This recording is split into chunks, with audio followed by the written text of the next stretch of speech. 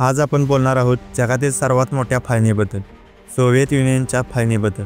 होय, एका देशाचे तब्बल 15 तुकडे झाले आणि त्यातून 15 स्वतंत्र देश जन्माला आले। 1922 मध्ये सोव्हिएत समाजवादी प्रजासत्ताक संघ म्हणजेच USSR ची स्थापना झाली।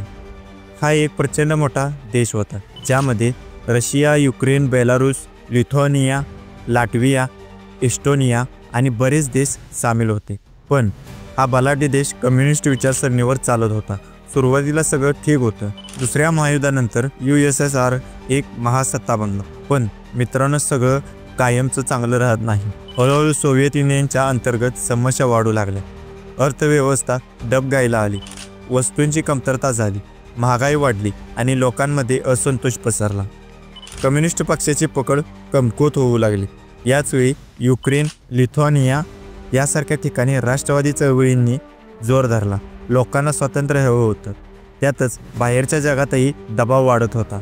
अमेरिकेची ताकद वाढत होती। अफगाणिस्तानात सोव्हिएत युनियनचा पराभव झाला आणि 1991 मध्ये बर्लिन भिंत कोसळली। हे सगळं USSR साठी मोठा धक्का होता।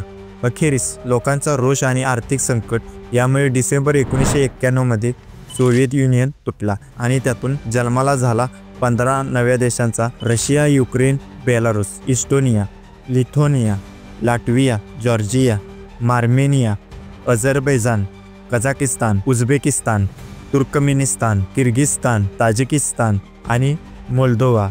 पण मित्रांनो, ही फाळणी इतक्या सहज झाली नाही। त्यासाठी रशियात झारच्या हुकुमशाहीची सत्ता होती।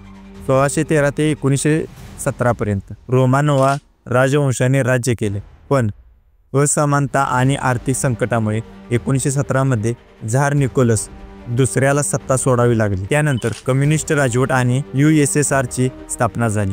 पण 1991 मध्ये हा प्रचंड साम्राज्य पुन्हा तुटला। आज हे 15 देश स्वतंत्र आहेत, स्वतःच्या संस्कृती आणि ओळखीसह जगत आहेत। पण ही फाळणी आपल्याला एक गोष्ट शिकवते, एकता आणि स्वातंत्र्य यांचा समतोल राखणं किती महत्त्वाचं आहे।